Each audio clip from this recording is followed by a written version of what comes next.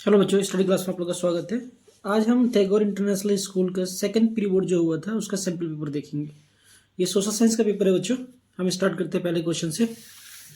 Okay, हमसे पहला question पूछ रहा है, आप पढ़ लो एक बार फिर मैं बताता हूँ आपको।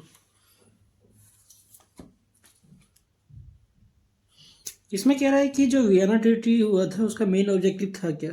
तो वियना ट्रीटी जो हुआ था नेपोलियन के हारने के बाद हुआ था ये। ओके, तो जो बर्बन मोनार्की था उसको फिर से रिस्टोर करना है और फ्रांस के इर्द गिर्द नए स्टेट बना देना है जिससे फ्रांस का दोबारा एक्सपेंशन ना हो सके। ओके, तो इसका आंसर हो जाएगा ए, पहले का। ओके, सेकंड क्वेश्चन बच्चों, इस टाइप का क्वेश्चन बहुत ज़्यादा आता है ये क्रॉनिकल ऑर्डर में अरेंज करने का। ओके, तो एक बार आप देख लो फिर मैं आपको बताता हूँ।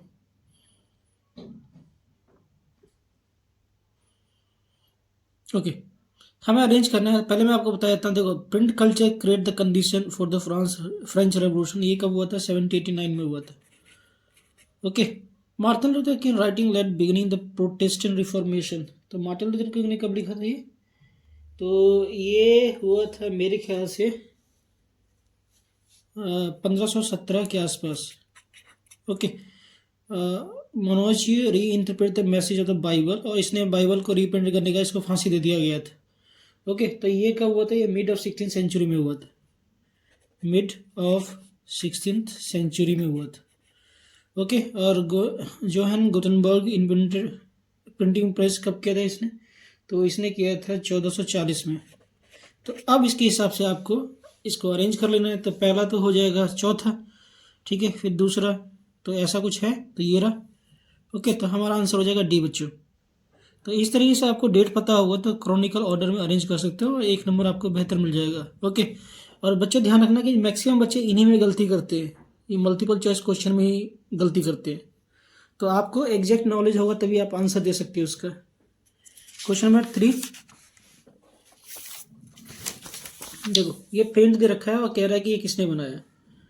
ओके, तो ये पेंटिंग एनसीईआरटी में आपने देखा होगा, राजा रवि वर्मा के द्वारा बनाया गया था ये पेंटिंग, जो पुराने एशियन मैथोलॉजी इन सब को पिक्चर में दिखाता था ये। ओके, इसका आंसर होगा राजा रवि वर्मा। नेक्स्ट क्वेश्चन,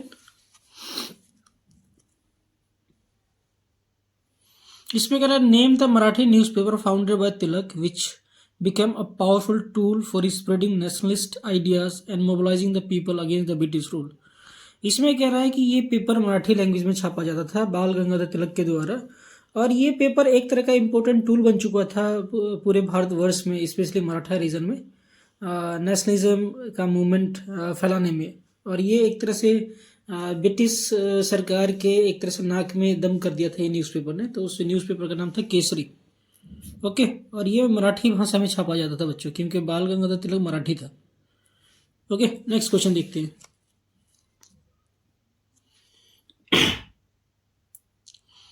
कह रहा है which of the following statement best explain the significance of local self government. आप लोकल सेल्फ गवर्नमेंट के बारे में पढ़ोगे तो उसके हिसाब से आप अरेंज कर पाओगे कौन सा सही है। पहला, local self government focus primarily on the economic development and does not involve the political representation. तो ये इतनी बात तो बिल्कुल गलत है। ओके, तो ये स्टेटमेंट गलत हो जाएगा बच्चों। Next, local self government enhance the grass root democracy by empowering the people to manage their own affair and participate in decision making process. ये सही है, क्योंकि लोकल गवर्नमेंट का मान ये था कि ग्राउंड रूट जिसको हम गांव कहते हैं वहां से काम हो और वहां पे भी डेमोक्रेसी हो, और गांव के जो लोग हैं अपना विकास खुद कर सके, जैसे मेला का हो गया या प्राइमरी स्कूल हो गया या प्राइमरी हेल्थ एजुकेशन हो गया। ओके, या फिर दूसरे दूसरे तरीके से, तो ये खुद से कर सके। Local self government empower women and marginalise section. आप जानते हो कि लोकल सेल्फ गवर्नमेंट जो बनाया गया था इसमें 1/3% वीमेन के लिए रिजर्वेशन रखा गया था, तो ये बात बिल्कुल ठीक है। ओके, नेक्स्ट है local self government India limited the implementation central government policy. ये बिल्कुल गलत बात है। सेंट्रल गवर्नमेंट की पॉलिसी आप जानते हो मनरेगा। अब मनरेगा का बहुत ज़्यादा यूज होता है लोकल गवर्नमेंट में, पंचायती राज में, इन सब में। तो ये बात तो बिल्कुल गलत है। ओके, तो आंसर सही होगा दूसरा और तीसरा, तो बी सही है इसका बच्चों। नेक्स्ट क्वेश्चन देखते हैं, पहले पढ़ लो आप फिर मैं समझाता हूँ आप लोग को। Which of the following challenges to democracy in India require to balancing the ideal of individual freedom with the need for the social order? Okay, एक बार पढ़ लो फिर मैं बताता हूँ।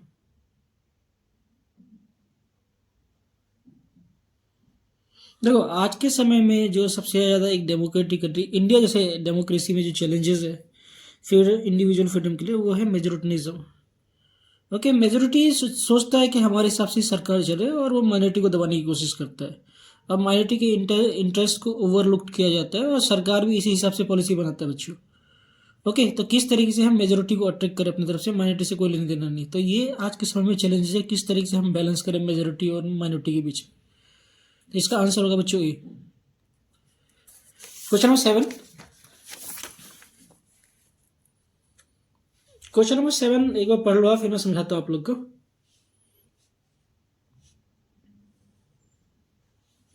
देखो इसमें कह रहा है कि which of the following pair is correctly match, इसमें से कौन सा सही मैच किया गया।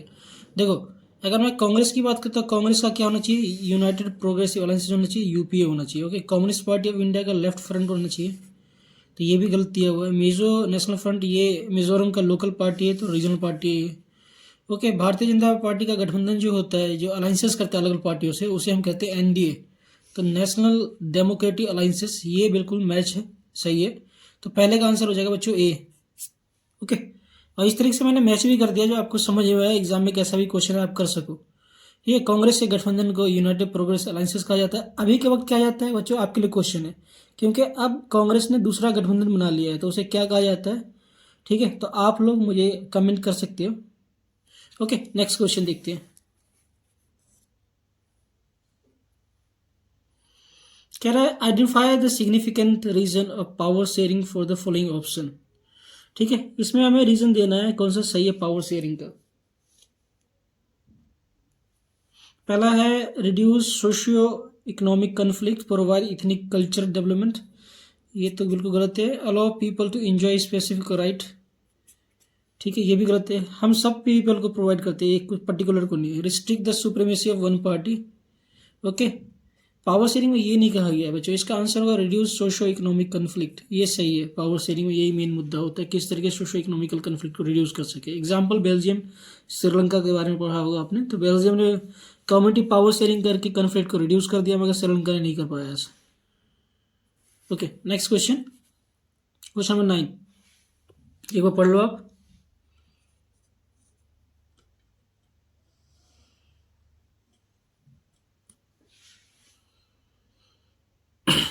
How does the interplay between caste and politics influence the democratic process in India? India में कास्ट पॉलिटिक्स में किस तरीके से इन्फ्लुएंस करता है, प्रभाव डालता है, उसके बारे में हमें बताना है। कौन सा स्टेटमेंट इसमें ठीक है। It eliminate traditional social hierarchy promoting equality, ये तो कभी होता नहीं है, कास्ट से कभी इक्वलिटी आ ही नहीं सकता। Okay, it often reinforces caste based division shaping the voting pattern and candidate selection. It ensured that the only individual for marginalized castes hold the political office, ये तो बिल्कुल गलत बात है। It prevent the inclusion of caste as a factor of formulation of public policy, ये भी गलत बात है, हमारे देश में ऐसा देखने को मिलता नहीं है। बच्चे देखो, it often reinforce caste based individual, देखो आप जानते हो कि हमारे देश के अंदर जो सीट का जो शेयरिंग होता है, या पर्टिकुलर मान लो कि फॉर एग्जांपल दिल्ली में 70 सीट है, तो सीट का बंटवारा भी उस हिसाब से होता है कि किस कास्ट के लोग किस कॉन्स्टिट्यूंसी में ज़्यादा है। ठीक है, तो इंडिया में कास्ट निज़म इतना ज़्यादा हैवी, एक तरह से हावी हो रखा है, और देश के जो पॉलिटिक्स है इसका फुल यूज़ करते हैं वोटिंग पैटर्न को अपने तरफ खींचने के लिए। ओके, तो इसका आंसर होगा बी। एग्जाम्पल बिहार यूपी जैसे प्रदेश में तो कुछ ज़्यादा ही कास्ट निज़म हावी है। Next question, identifying the main M of the Rio the Janeiro earth summit 1992, 1992 में जो अर्थ समिट हुआ था उसका मेन उद्देश्य क्या था बच्चों। हिंदी मीडियम वाले बच्चों आप भी देख सकते हैं, कोई कठिन इंग्लिश नहीं है, आपको मैं हिंदी में समझाता तो आप समझ लो। ओके, तो 1992 में जो अर्थ समिट हुआ था आप जानते हो रियो दी जेनेरो में हुआ था, जिसमें सस्टेनेबल डेवलपमेंट वर्ड को पहली बार यूज़ किया गया था। ओके, जिसमें 21 एजेंडा रखा गया था एंड 15 टारगेट या ऑब्जेक्टिव रखा गया था। तो इसमें कह रहा है कि कौन सा ऑप्शन ठीक है, तो बच्चों इसमें देखो, protection of environment and socio economical development, protection of environment cultural development, protection of water socio economical development, protection of earth socio economic development. तो इसमें मेन जो बात हुआ था, देखो आप जानते हो रियो दी जेनेरो अर्थ समिट नाम है, तो इसमें मेन मुद्दा ये था कि किस तरीके से हम अपने इन्वायरमेंट को बचाएं और कैसे गरीब वर्ग या अफ्रीकन जैसे कंट्री को जो भूख से मर रहे हैं पानी का प्रॉब्लम जो इशू है या वीमेन डेवलपमेंट का प्रॉब्लम है, इसको हम किस तरह से ठीक कर सकें। तो ये मेन मुद्दा था रियो द जेनेरो अर्थ समिट में 1992 में। ओके, नेक्स्ट क्वेश्चन देखते हैं। Which of the following non conventional source of energy. तो आप जानते हो कि non conventional source of energy क्या हो गया, विंड एनर्जी हो गया, सोलर एनर्जी हो गया, जियोथर्मल एनर्जी हो गया, वेव एनर्जी हो गया, ये सारे के सारे non conventional source of energy होता है। और ये जो नेचुरल गैस, पेट्रोलियम, कोल, ये कन्वेंशनल सोर्स ऑफ एनर्जी है तीनों की तीनों। ये आपको पता होना चाहिए एग्जाम में बच्चों, इंपॉर्टेंट क्वेश्चन है ये सारे के सारे कन्वेंशनल सोर्स ऑफ एनर्जी है। हमारा आंसर होगा geothermal energy. Okay, geothermal energy.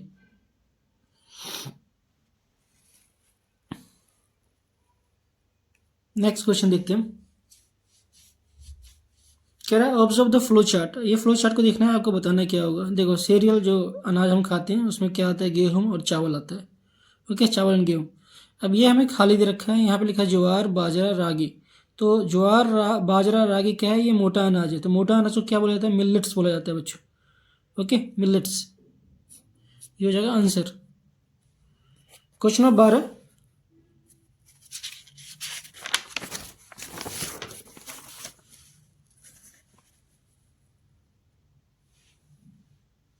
Okay, अब क्वेश्चन नंबर 13 देखते हैं।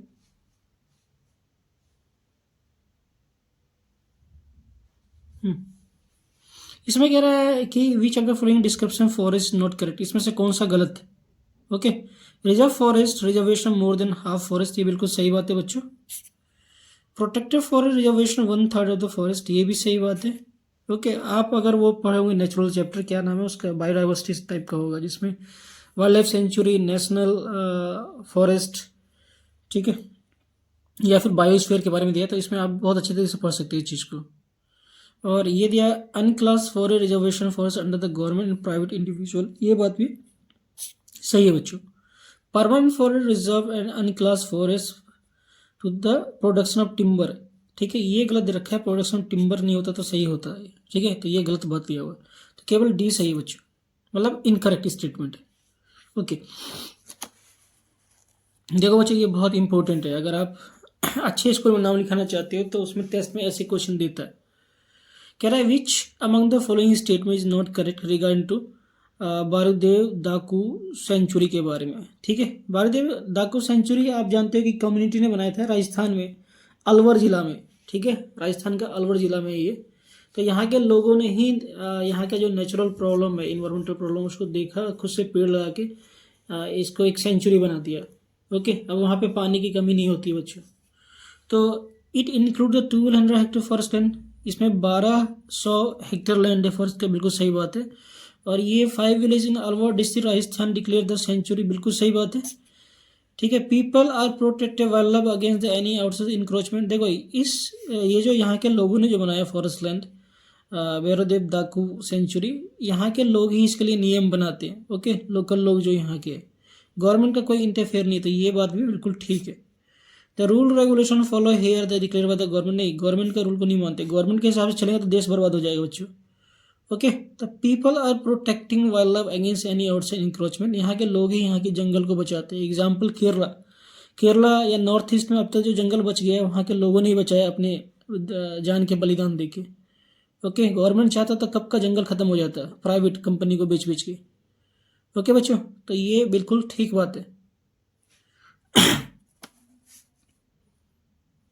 तो हमारा आंसर हो जाएगा डी। कौन सा गलती, यही पूछ रहा है हमसे।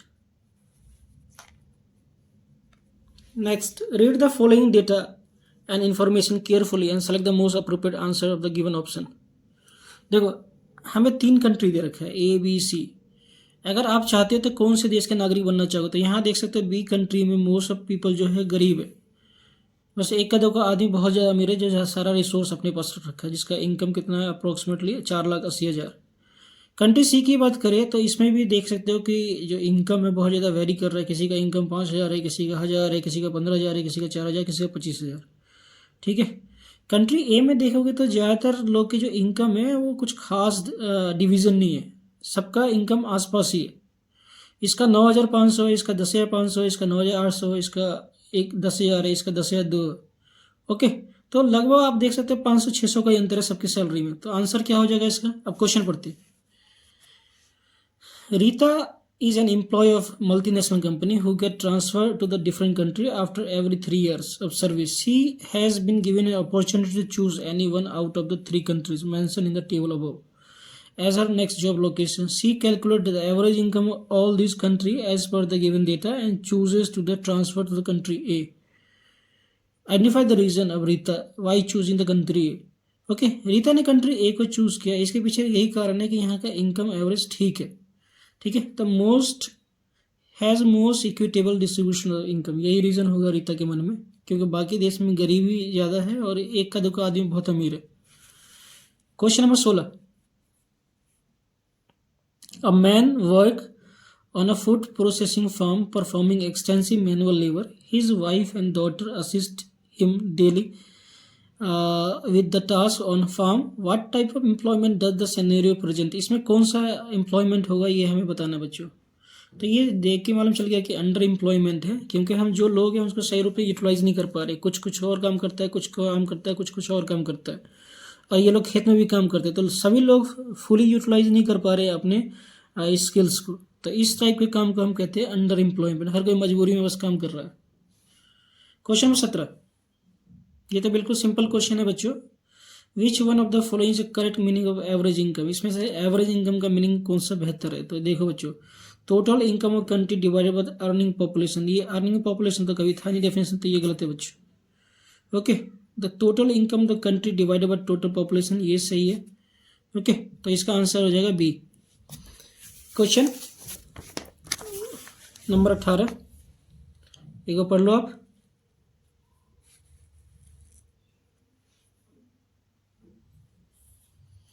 Two statements are given below as assertion, reason and read the statement. Okay, आपको उसी हिसाब से आंसर है। Human development mention how much socio economic development happen in the country, ये बात ठीक है। Okay, comparison national income to country explain how development index, देखो ये बात बिल्कुल सही है। हम दो देश के नेशनल इनकम को कंपेरिजन नहीं करते। ह्यूमन डेवलपमेंट इंडेक्स के लिए हम एजुकेशन को कंपेयर करते हैं, पर कैपिटा इनकम को कंपेयर करते हैं। ओके, और स्कूल अटेंडेंस को या फिर हेल्थ इंडिकेटर को कंपेयर करते हैं। तो ये गलती हुआ बच्चों, ठीक है। तो आंसर क्या हो जाएगा इसका? ए इज करेक्ट और रीजन इज फॉल्स, सी हो जाएगा इसका आंसर। ओके, नेक्स्ट क्वेश्चन देखते हैं। Most agriculture labour depend upon the loan from the informal sector, बिल्कुल सही बात है, क्योंकि हम जानते हैं कि हमारे देश में अभी भी 60% लोग एग्रीकल्चर से जुड़े हुए हैं, और ये 60% में से 90% जो फार्मर्स है वो गरीब मार्जिनलाइज फार्मर, छोटे फार्मर्स है। ओके, तो वो डायरेक्टली डिपेंडेंट है इनफॉर्मल सेक्टर ऑफ लोन पे, ये बिल्कुल सही बात है। अब हमें आंसर ढूंढना है कौन सा सही है इसमें से। They are the government bodies supervise the informal sector, government का रोल इसमें कोई काम नहीं करता बच्चों। Money lender ask to reasonable rate of interest, money lender कभी नहीं कहता कि भाई तुम अपने हिसाब से इंटरेस्ट तय करो। ओके, तो ये भी गलत है। Cost of informal loan to the borrower is quite high, ये बिल्कुल सही बात है बच्चों। बहुत हाई इंटरेस्ट लेते हैं ये लोग, और कई बार क्या होता है जो छोटे फार्मर्स होते हैं इनके ज़मीन पे भी कब्जा कर लेते हैं अगर कर्ज नहीं चुका पाते तो cost of informal loan of the borrower is quite high. Okay, ये सही है। Next, identify the correct statement about the globalization, ठीक है। हमें 4 ऑप्शन दे रखा है और कह रहा है इसमें से कौन सा ग्लोबलाइजेशन का ऑप्शन ठीक है बच्चों। तो चेक करते हैं। देखो, removal of barrier bye the government, ये तो बिल्कुल गलत है, क्योंकि ये होता है लिबरलाइजेशन। ओके, तो ये स्टेटमेंट बिल्कुल गलत है। तो 1 जहाँ पे भी होगा उसको हम गलत कर देते हैं। तो ये 1 है इसके साथ, तो ये हो नहीं सकता बच्चों। इस तरीके से हटा दिया करो आप भी, और ये भी नहीं हो सकता क्योंकि इसमें भी 1 है। अब हमें चूज करना है, अगर आपके पास टाइम है तो तुरंत आप दोनों में से एक को चूज कर सकते हो बच्चों, एक इस तरीके से रिमूव करके, तो आपका टाइम बचेगा। ओके, अब देखते हैं। Foreign companies are allowed to set up factory in India, ये बिल्कुल सही बात है। ग्लोबलाइजेशन के कारण ही फॉरेन कंट्री किसी भी देश में आके अपनी फैक्ट्री को सेटअप करते हैं। It has enable to all company to increase their investment, वैसे ये फॉरेन फंड की बात है, मगर ये ग्लोबलाइजेशन के अंदर भी इंक्लूड कर सकते हैं हम। Okay, it has lessen foreign investment and foreign trade, lessen नहीं होता है बच्चों, ये गलत दिया हुआ है। तो हमारा आंसर हो जाएगा 2nd and 3rd, B. Okay, okay, next question देखते हैं।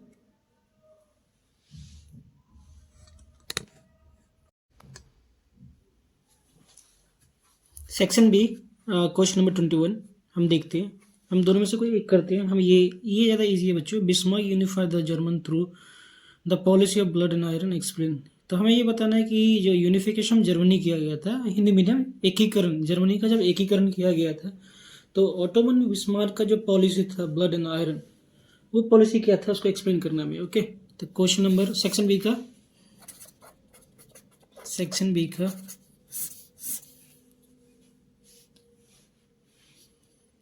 क्वेश्चन 21। ठीक है, इसका पूरा नाम था ओटो वन बिस्मार्क। ओके, तो इसने क्या किया था, ये था क्या उस समय जर्मनी का चांसलर था वो, नॉर्दर्न जर्मनी चांसलर था ये।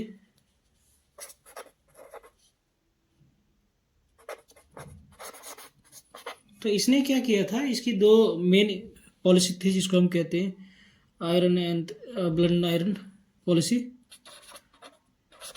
Blood and iron policy.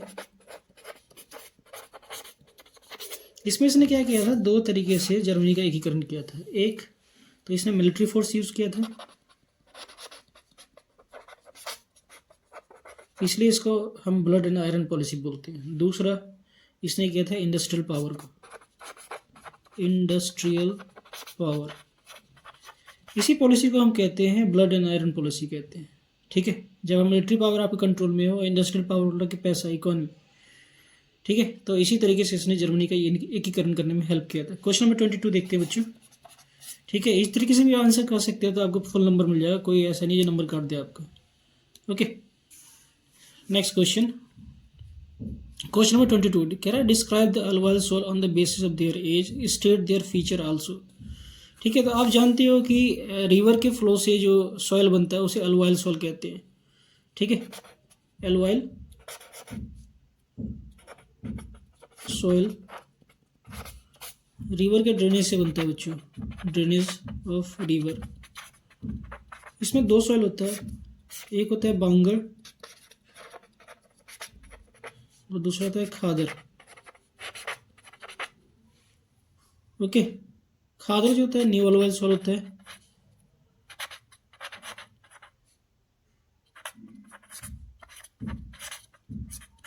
और जो बांगर होता है ये ओल्ड अलवाइल सॉइल होता है,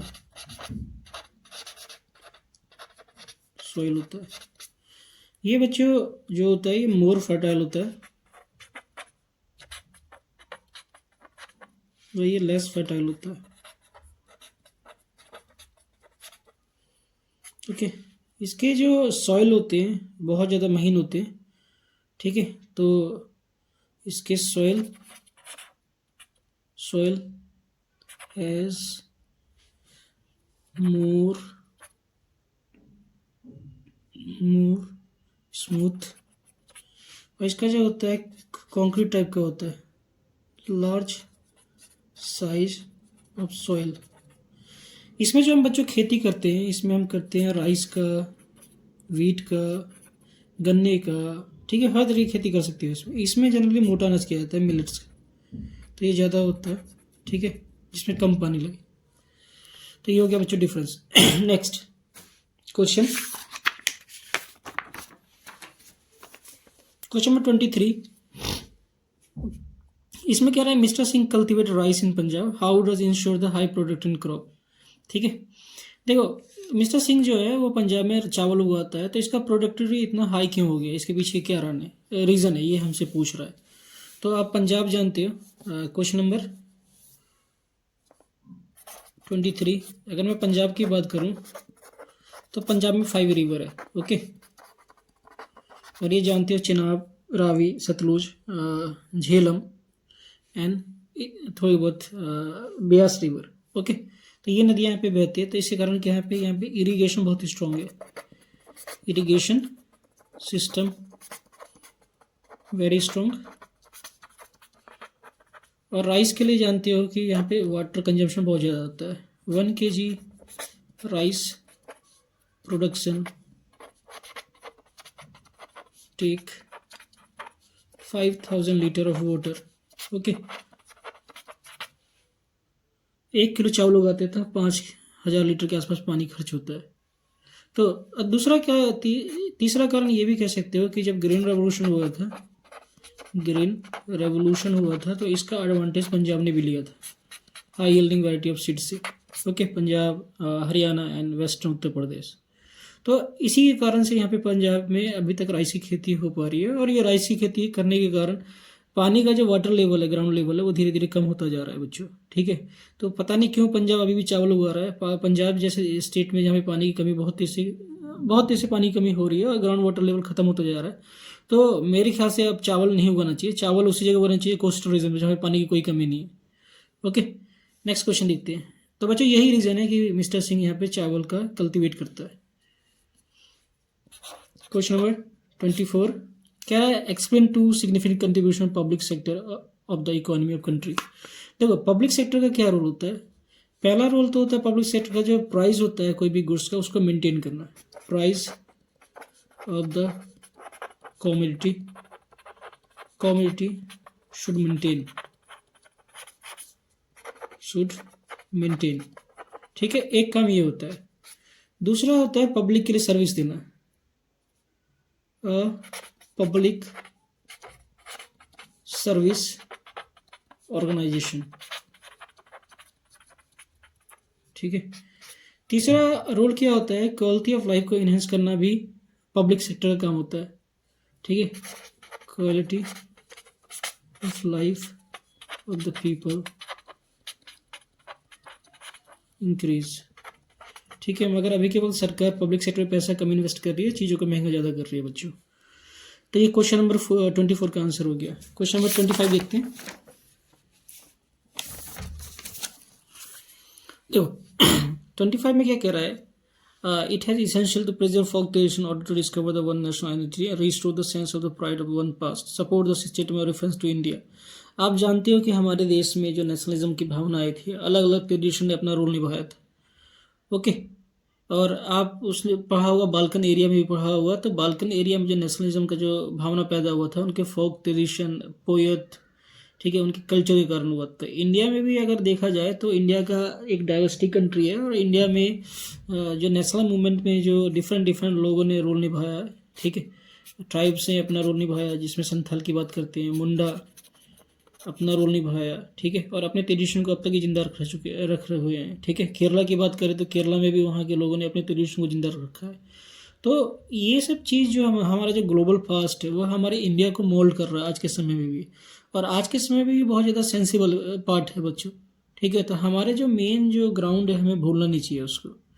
ओके, अब नेक्स्ट है compare the nature of federalism exist in India and one of in the US. ठीक है, तो यूएस और इंडिया के फेडरलिज्म में क्या अंतर है? तो यूएस और इंडिया के फेडरलिज्म में मेन अंतर ये है पावर का। इंडिया में क्या है कि यहाँ के फेडरल सिस्टम में पावर शेयरिंग किया गया है, जहाँ पे सेंट्रल गवर्नमेंट स्ट्रांग होता है। और यूएस की बात करते हैं, यूएस में टोटल 50 स्टेट है और सबकी पावर इक्वली डिस्ट्रीब्यूटेड है। ये मेन डिफरेंस है बच्चों। ओके, जैसे अमेरिका में हर राज्य के पास अपना कॉन्स्टिट्यूशन है, हर स्टेट का अपना डिफरेंट कॉन्स्टिट्यूशन, चाहे किसी की बात कर लो, कैलिफोर्निया की, मियामी की, न्यूयॉर्क की, वाशिंगटन डीसी की, किसी भी की, लॉस एंजल्स, किसकी भी बात करो। मगर इंडिया में अगर बात करते हैं, यहाँ पे सिंगल सिटीजन सिस्टम है, यहाँ के फेडरल सिस्टम है। यहाँ पे आप कहीं भी रहो, आप इंडियन ही कहलाओगे। वहाँ पे अलग अलग नाम से जाना जाता है, मगर वहाँ पे ड्यूल सिटीजन सिस्टम है। ये मेन डिफरेंस है। ओके, क्वेश्चन नंबर 27 की हम बात करें तो कह रहा है कि हम इसमें ईजी देखते हैं। ये ईजी है बच्चों। How does urbanization occupational mobility help to transfer society with respect to caste. देखो बच्चों, अर्बनाइजेशन के कारण हुआ क्या है कि हमारे देश के अंदर धीरे धीरे लोग बेहतर लाइफ के लिए शहर की तरफ आ रहे हैं। ठीक है, तो वहाँ पे बेहतर एजुकेशन मिलता है, तो लोगों की जो माइंड सेट जो होता है, पुराना ट्रेडिशनल ऑर्थोडॉक्स माइंड सेट होता है, वो बदलता है। ओके, तो यहाँ पे क्या आप जानते हो कि यहाँ पे गवर्नमेंट स्कूल में अच्छा एजुकेशन मिलता है।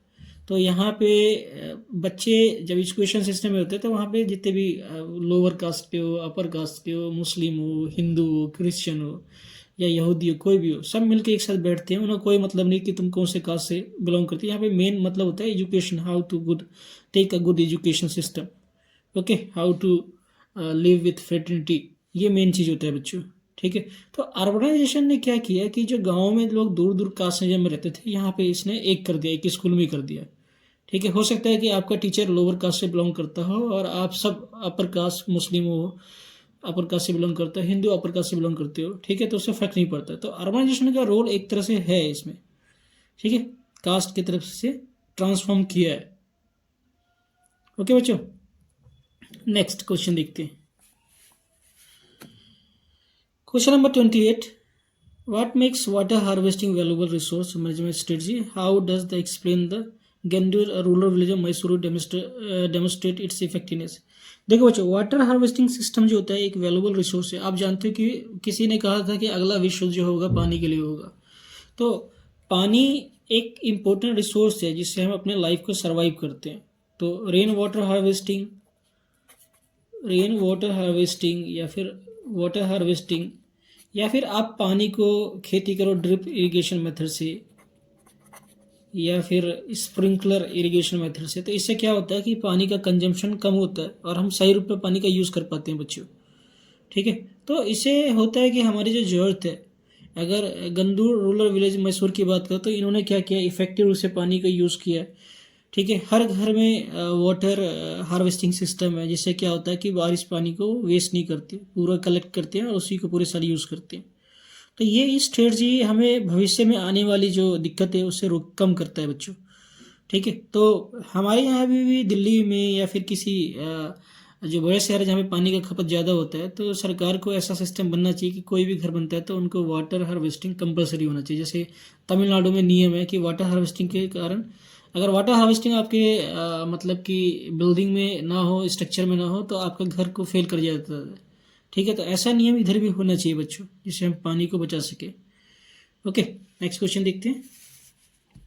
क्वेश्चन नंबर 29, इसमें हमें दो डेटा दे रखा है। ओके, पहला दे रखा है सेक्टर एम्प्लॉयमेंट, ठीक है। तो आप देख सकते हो कि टर्सरी सेक्टर में एम्प्लॉयमेंट 1970-78 में 18 था और 2017-18 में रिसेंट के टाइम में 31% है। सबसे ज़्यादा अगर हम देखें तो एम्प्लॉयमेंट जो था प्राइमरी सेक्टर में था, 1970 में 71% के आसपास था और अब 44 के आसपास है, मतलब थोड़ी सी कम हुआ मगर फिर भी हाईएस्ट है।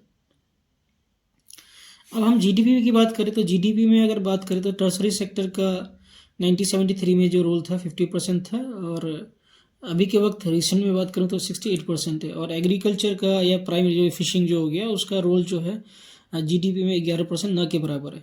ओके, और सेकेंडरी सेक्टर में भी आप देखोगे तो जीडीपी में इसका रोल बढ़ा है पहले से। अब हम क्वेश्चन देखते हैं। Remark the fact about the India world has been change the share the three sector GDP, a similar shift in take in the employment, why did similar shift of the primary sector happen in the case of the employment, sustainable your answer. देखो main कारण इसके पीछे क्या है बच्चों कि हमने देखा है कि जो एम्प्लॉयमेंट जनरेशन है, प्राइमरी सेक्टर में एम्प्लॉयमेंट जनरेशन जो है आज के समय वैसा नहीं हुआ जैसे पहले था, ठीक है। क्योंकि आप जानते हो कि जो प्राइमरी सेक्टर है हमारा उसमें जो वेजेस होता है या फिर कि हमारे जानते हैं कि 70% जो फार्मर्स है उनके पास ज़मीन नहीं है या है भी तो बहुत छोटा ज़मीन है, और सरकार जो होता है ह्यूमन डेवलपमेंट पे पैसा कम खर्च कर रहा है, तो इसलिए ये शिफ्ट नहीं हो पाया। और टर्सरी सेक्टर पे क्या होता है कि निवेश ज़्यादा आता है, इन्वेस्टमेंट ज़्यादा आता है, तो इसमें एम्प्लॉयमेंट ज़्यादा जनरेट होता है और इसका जीडीपी में भी रोल बढ़ रहा है, ठीक है। मगर आज के समय में कह सकते हो कि टेक्नोलॉजी जिस तरीके से बढ़ रहा है जॉब घट रहा है, ठीक है। फिर भी लोग मजबूरी में खेती कर रहे हैं क्योंकि जानते हो कि आर्टिफिशियल इंटेलिजेंस आ गया है और ये क्या कर रहा है कि 10-15 लोग का काम खुद से कर रहा है। तो इससे क्या हुआ कि जो प्राइमरी सेक्टर है हमारा हमारा जो प्राइमरी सेक्टर है वो वैसे का वैसे ही रह गया, मगर सेकेंडरी सेक्टर पूरा एम्प्लॉयमेंट सब कुछ एक अपनी तरफ से खींचने के चालू कर दिया है, ठीक है। तो आज के समय में प्राइमरी सेकेंडरी टर्सरी सेक्टर जो सस्टेनेबल नहीं है बच्चों। सरकार को ज़्यादा पैसा इन्वेस्ट करना चाहिए प्राइमरी सेक्टर में और किसानों को मोटिवेट करना चाहिए, उनके फसल का सही दाम देना चाहिए जो उनके भी इनकम को अर्न हो और वो भी जीडीपी में एक अच्छा रोल निभा सके। टर्सरी सेक्टर में गवर्नमेंट ज़्यादा इन्वेस्ट करती है, लाइक एक गवर्नमेंट का स्कीम है पीएलआई, ठीक है, प्रोडक्शन लिंक इंसेंटिव सिस्टम। इसमें गवर्नमेंट क्या करती है आर्टिफिशियल इंटेलिजेंस में या फिर फार्मास्यूटिकल कंपनी में या फिर वाइट गुड्स में पैसा इन्वेस्ट करती है। ओके, तो इसी के कारण ज़्यादा जॉब जनरेट नहीं हो पाता है प्राइमरी सेक्टर में, आप देख सकते हो कि, और इसका रोल भी अच्छा नहीं है। हमारे जीडीपी में प्राइमरी सेक्टर का रोल इतना ज़्यादा नहीं है जितना टर्सरी सेक्टर का है, देख सकते हो आप कितना बढ़ गया है, ठीक है, तो इसके पीछे ये रीज़न है। तो सरकार को सस्टेनेबल बनाने के लिए पब्लिक सेक्टर को अच्छे बेहतर रूप में काम करना पड़ेगा, और जो हमारे जो एग्रीकल्चर मिनिस्टर है, इन्वायरमेंटल मिनिस्टर है, इनको मिलकर काम करना पड़ेगा गाँव में जॉब जनरेट करने के लिए। ओके, तो इसका आंसर हो गया बच्चों। नेक्स्ट देखते हैं।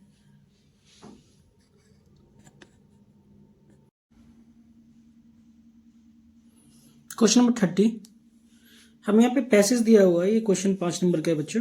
The Indian constitution guarantee the fundamental right to protest which derive from the broader rights of the freedom of speech, expression, freedom assemble peacefully. However, the right is subject to reasonable restriction in the interest of Indian sovereignty. Violent action during a protest or violation of the citizen's fundamental duty, emphasizing that the right to protest encompasses only the peaceful demonstration. Source legal service of India examine. अब question हमसे ये पूछ रहा है बच्चों, examine the element of satyagraha employed during the 20th century Indian freedom struggle and assess the whether the align the right to protest granted the Indian constitution today. Okay, तो बच्चों देखो, हमारे पास सत्याग्रह से हमें बताना है, एग्जामिन करना है 20th सेंचुरी में जो अभी हमें मिला राइट टू प्रोटेस्ट किया जाती है।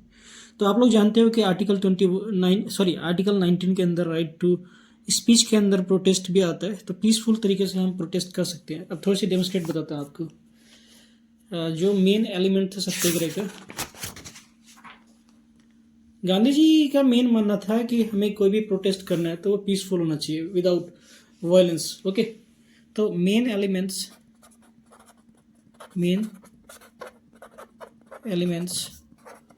ऑफ द सत्याग्रह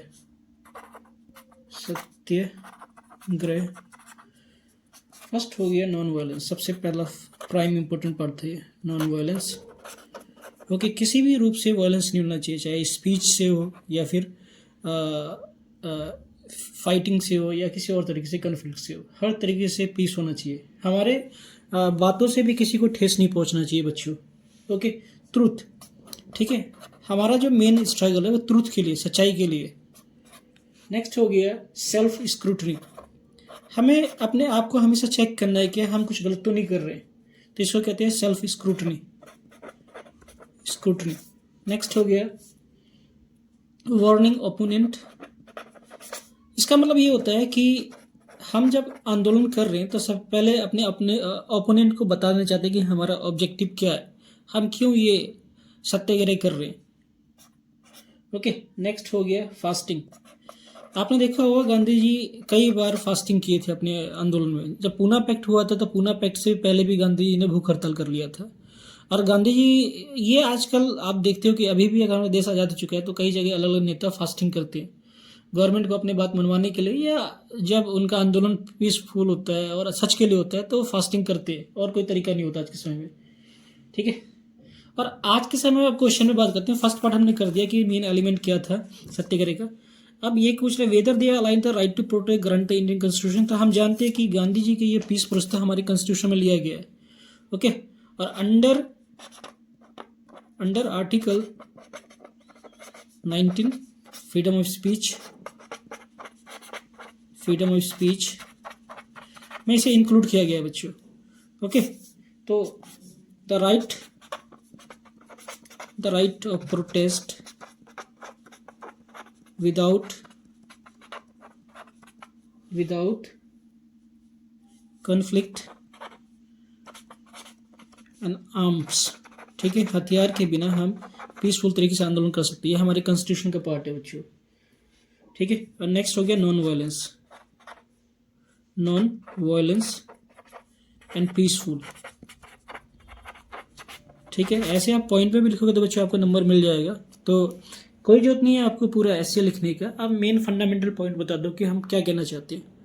ठीक है, तो डेफिनेटली आपको 4 से 4.5 नंबर देगा टीचर। ठीक है, और अपने जो पॉइंट है आप उसको समझाने की कोशिश करो कि आप कहना क्या चाहते हो। नेक्स्ट क्वेश्चन देखते हैं।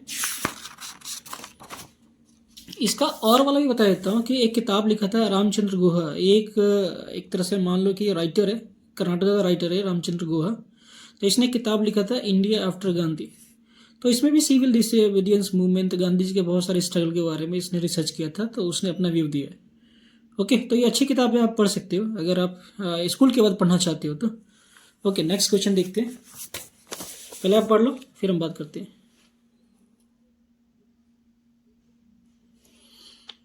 कह रहा है if e voting success democracy in country which indicator would you play the crucial role according to you and explain this. तो हमारा अगर हम चाहते हैं अपने देश की डेमोक्रेसी को इवेलुएट करना है, एक जैसे ओवरहॉलिंग करना है, तो इसमें से मेन कौन सा इंडिकेटर है जो नेसेसरी होता है डेमोक्रेसी के लिए। ओके, तो हमारे हिसाब से जो होना चाहिए बच्चों 31, ठीक है, right to freedom, right to freedom of expression, ये मेन, ये सब मेन है। Freedom of expression, okay, freedom of speech, speech आज के समय जानते हो कि कितने सारे इंडिकेटर लगा हुआ है स्पीच के लिए भी। फ्रीडम ऑफ प्रेस,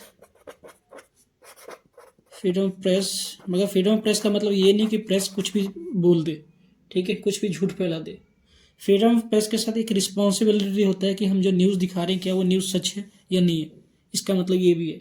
और आपने आपको स्क्रूटनी करना है, अगर हमसे कुछ गलती होता है तो पब्लिक में आके माफ़ी मांगना, ये भी फ्रीडम ऑफ एक्सप्रेस का ही पार्ट है, मगर आज तक अब तो होता ही नहीं हमारे देश के अंदर। Freedom of assembly, freedom of assembly, freedom of religion,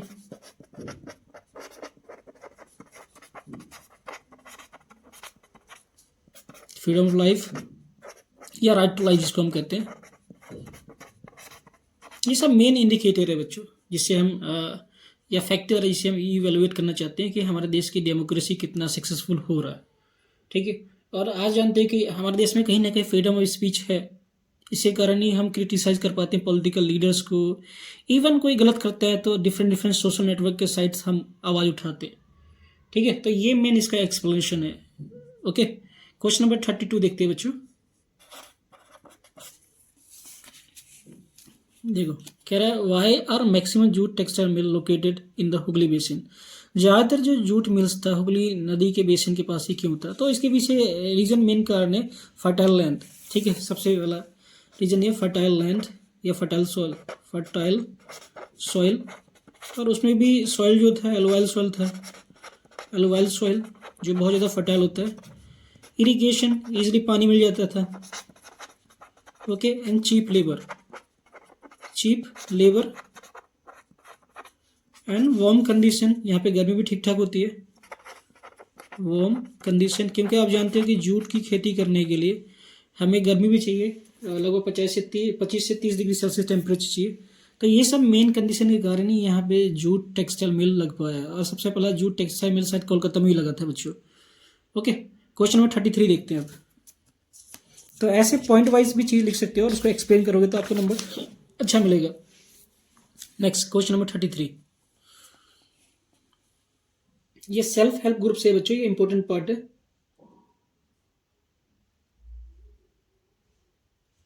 self help group से क्वेश्चन है। Okay, self help group, how do self help group contribute to improving the economic and social status of rural women in India.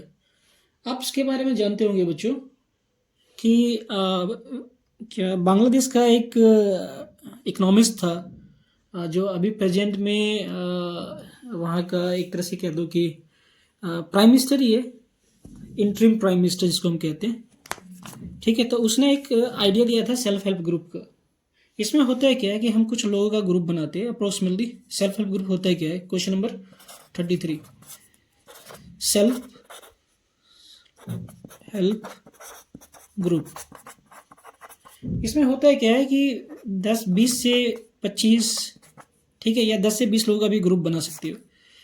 और इसमें होता है क्या है, जैसे मान लो कि हमने हर एक ग्रुप से बोला कि 500 रुपये आप हर महीने दो, तो हर ग्रुप ने क्या किया, 500 रुपये दिया। ओके, 500 रुपये दिया, तो 20 ग्रुप है तो 20 लोगों ने देगा, तो कितना हो जाएगा ये 1000, लगभग 20,000 रुपये आ जाएगा ये। ओके, तो हमारे पास एक महीने में कितना आ गया, सॉरी 10,000 रुपये आ जाएगा, 10,000 रुपये आ जाएगा एक महीने के अंदर, ठीक है। अब इसमें से जिस ग्रुप को छोटा मोटा बिजनेस करना होगा, मशीन खरीदना होगा, ठेला लगाना होगा, वो पैसा हमसे ले लेगा। तो हम क्या करेंगे, इसका लक्की ड्रॉ निकालेंगे और जिसका नाम निकलेगा उसको 10,000 दे देंगे। तो इससे क्या होगा कि बिना इंटरेस्ट के, बिना कोई डर के, बिना भय के उसे अगले महीने फिर 500 रुपये देना है, 10,000 नहीं देना है हमें, तो वो पैसा दे देगा। और इस 10,000 से वो अपना बिजनेस स्टार्ट करेगा। हो सकता है सिलाई मशीन ले ले या छोटा रेडी पट्टी ले ले। अब इससे क्या होगा, उसका छोटा मोटा बिजनेस खुल जाएगा, उसका घर सही से चल पाएगा। तो ये सेल्फ हेल्प ग्रुप एक तरह से लार्ज चेंज लेके आता है। और इसी के कारण बांग्लादेश में ज़्यादातर जो वीमेन है एम्प्लॉयड हो गई, और वहाँ पे गरीबी ना के मतलब गरीबी बहुत कम हो गया, वहाँ पे भुखमरी अब नहीं है।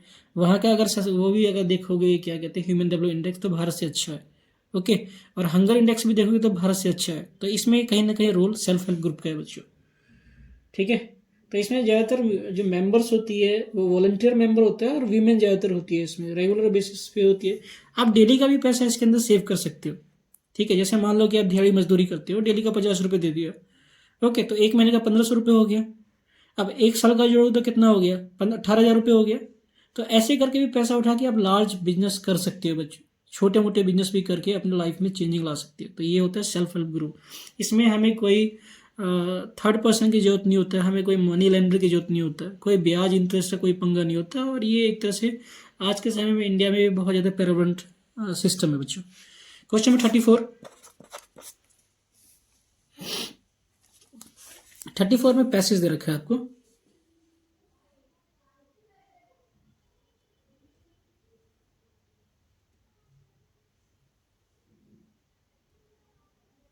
ओके, पहले आप पढ़ लो, फिर मैं आपको समझाता हूँ।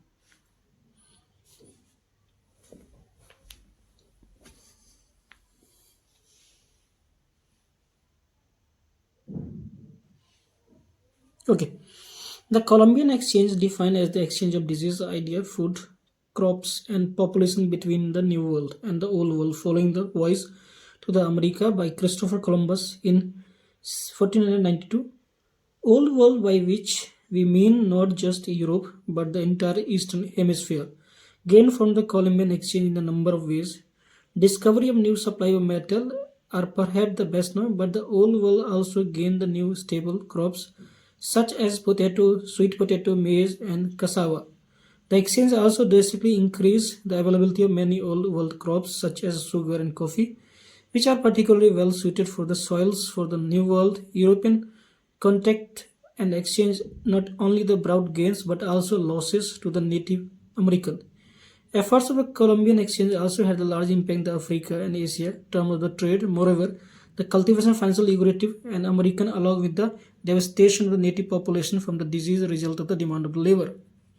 ओके, अब क्वेश्चन देखते हैं। क्वेश्चन है, how did native American suffer due the Columbian exchange.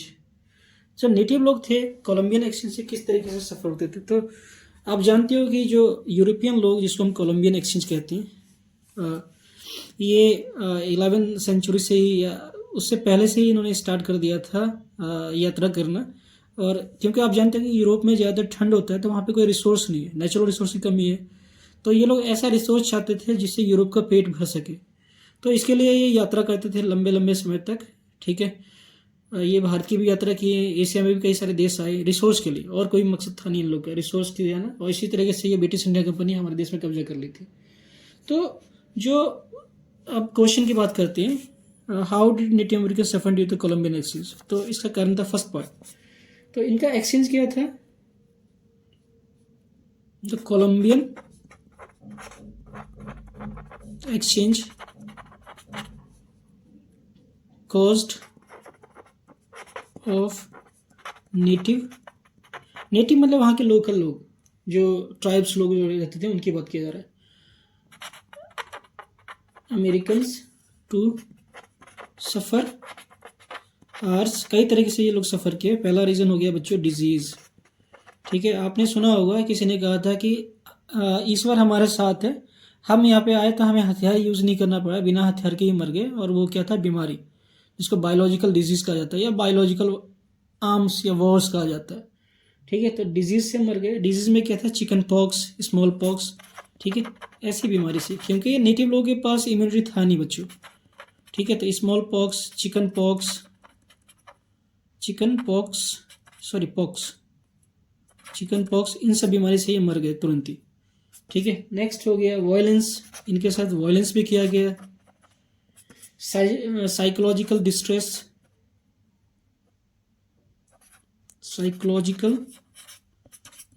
क्योंकि आप जानते हो कि यहाँ ये लोग करते क्या थे, जो यूरोपियन लोग यहाँ पे आते थे तो इनको घटिया क्वालिटी का सामान एक्सचेंज करके एनिमल खाल, गोल्ड, मिनरल्स ये एक्सचेंज करते थे। ठीक है, इनको ऐसे झूठा सपना दिखा के। और जो नेटिव लोग हैं उनको भी मालूम चल गया था कि एक्चुअल में ये लोग जो है एक नंबर के लालची लोग हैं और ये लोग इनह्यूमन लोग हैं। नेटिव लोग को मालूम चल गया था, मगर बहुत देर हो गया था जब इन्हें मालूम चला था। काफ़ी नेटिव लोग मारे गए थे। ठीक है, नेक्स्ट क्वेश्चन, दूसरा पार्ट।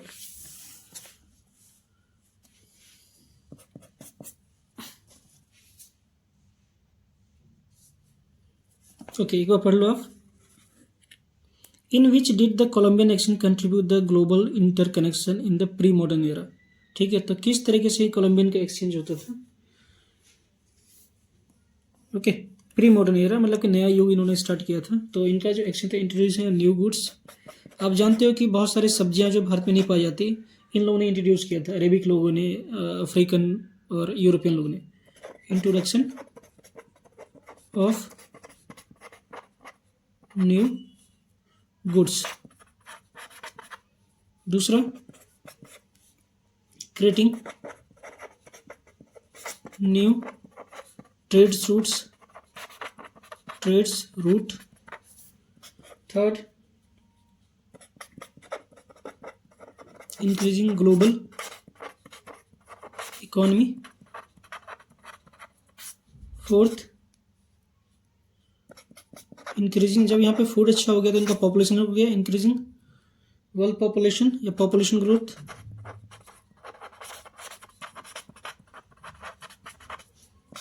फोर्थ, इंक्रीजिंग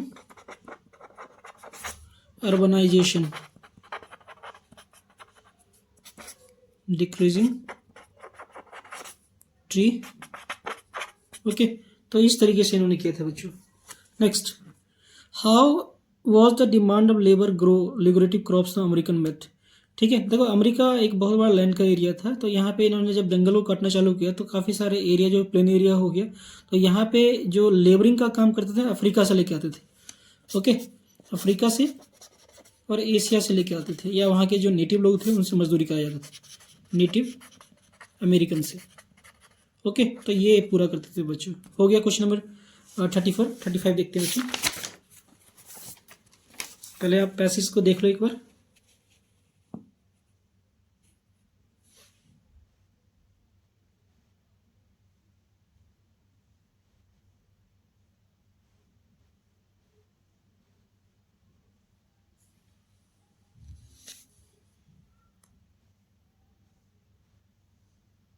ओके, आप पढ़ लेना बच्चों, मैं डायरेक्ट क्वेश्चन करता हूँ। ठीक है, ओके। कह रहा based on the above information state any two difference between the Asom Gana Parishad Assam and Bharatiya Janata party. देखो बच्चों, असोम गण परिषद क्या है, ये लोकल पार्टी है। ओके, रीजनल पार्टी है। और बीजेपी जो है वो नेशनल पार्टी। ये मेन डिफरेंस हो गया बच्चों, नेशनल पार्टी है। ओके, रीजनल पार्टी के लिए या स्टेट पार्टी बनने के लिए हमें क्या क्राइटेरिया चाहिए। अगर चुनाव होता तो 6% हमें वोट मिले। ठीक है, 6% वोट या फिर 2 सीट ऑफ एमएलए। ठीक है, लेजिस्लेटिव असेंबली का। नेशनल पार्टी के लिए क्या क्राइटेरिया, पूरे देश में चुनाव होता है तो 6% वोट मिले। पहला तो कंडीशन है 6% वोट्स। दूसरा कंडीशन है कि 4 seats of Lok Sabha. Okay, 4 seat मिलना चाहिए हमें लोकसभा का, ये क्राइटेरिया होता है बच्चों। तो ये मैंने समझा दिया आपको कि असम गण परिषद क्या है, यहाँ की लोकल रीजनल पार्टी से स्टेट पार्टी है, और भारतीय जनता पार्टी जो है नेशनल पार्टी है। ठीक है, इसका गठबंधन भी मैंने पीछे क्वेश्चन में बता दिया है, इसको एनडीए बोला जाता है। और कांग्रेस के गठबंधन को मैंने बताया था यूपीए बोला जाता है। ओके, और एक क्वेश्चन आपको दिया था कि अब कांग्रेस के गठबंधन को क्या बोला जाता है। Next, what is the role of election commission of India in the country. Election commission का क्या रोल होता है। पहला, फर्स्ट रोल होता है रिकॉग्नाइज द पार्टी।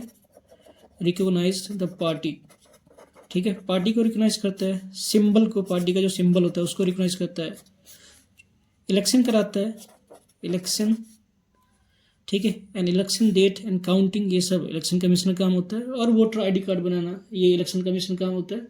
ठीक है, अगर कोई कई सारे नाम से अपना वोटर आईडी का नाम रखा है तो उसको रिमूव करना भी इलेक्शन कमीशन का काम होता है। ठीक है, चुनाव जब होता है तो मॉडल कोड ऑफ कंडक्ट लागू हो जाता है, तो उसको लागू करवाना भी इलेक्शन कमीशन का काम होता है कि धर्म के नाम का यूज़ न करे कोई भी पॉलिटिकल पार्टी, या फिर पब्लिक प्रॉपर्टी का यूज़ न करे, वो भी काम होता है इलेक्शन कमीशन का।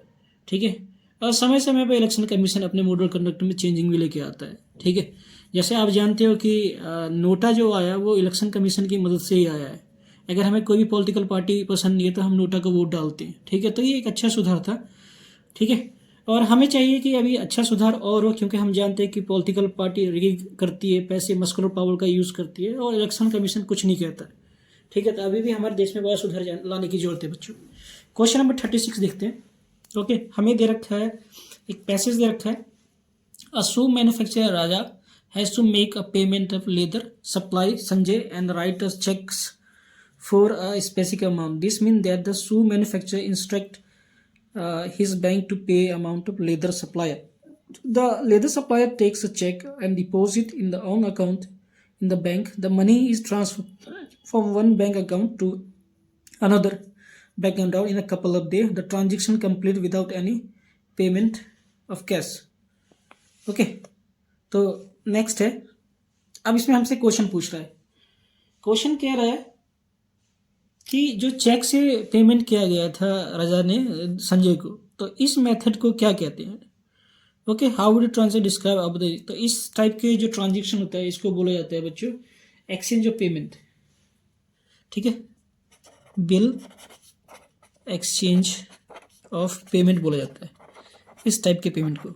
Okay, in context the source state meaning the demand deposit या डीडी किसे कहते हैं। डीडी एक तरह का चेक होता है बच्चों, जिसमें हम क्या करते हैं, किसी को कैश नहीं देते हैं।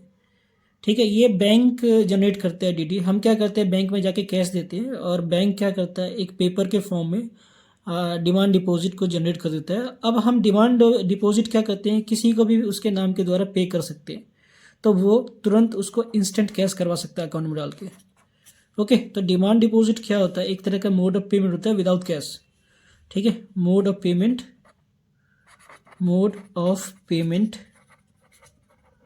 विदाउट कैश, और इसको जनरेट कौन करता है, बैंक करता है बच्चों। ठीक है, नेक्स्ट क्वेश्चन कह रहा है mention any two ways other than the cheque through which money can be transfer another account. पहला, आज के समय जो चल रहा है यूपीआई चल रहा है। ठीक है, यूपीआई में भी बहुत सारे, गूगल पे हो गया, फोन पे हो गया, पेटीएम हो गया। ठीक है, और भी बच्चों, सिर्फ इतना ही नहीं होता, एक और मोड जो होता है पेमेंट का, उसको हम कहते हैं आरटीजीएस हो गया। ओके, इस तरीके से भी हम पेमेंट कर सकते हैं इंस्टेंट। ठीक है, तो ये मोड आज के समय में यूज़ होता है। नेक्स्ट क्वेश्चन बच्चों स्किल बेस्ड है, ये मैप से क्वेश्चन है, आप देख लो। पहला कह रहा है the place Gandhi ji organise satyagraha help to mill worker. ठीक है, तो अहमदाबाद मिल मजदूर की जो प्रॉब्लम थी उसको गांधी ने सुलझाया था। ये कहाँ पे हुआ था, गुजरात में हुआ था। तो फर्स्ट हमें गुजरात को लोकेट करना है, तो मिल ये हो गया, हमने ये हो गया Gujarat, Ahmedabad mill. Okay, next question देखते हैं। The place where the session of the Indian National Congress was held 1927। Okay, तो ये कांग्रेस सेशन इन 1927 ये हमें बता रहा है बस। फिर अब थर्ड ये देख लो, ये भी मैप से है, ऑन द सेम लोक कांग्रेस सेशन इन 1927।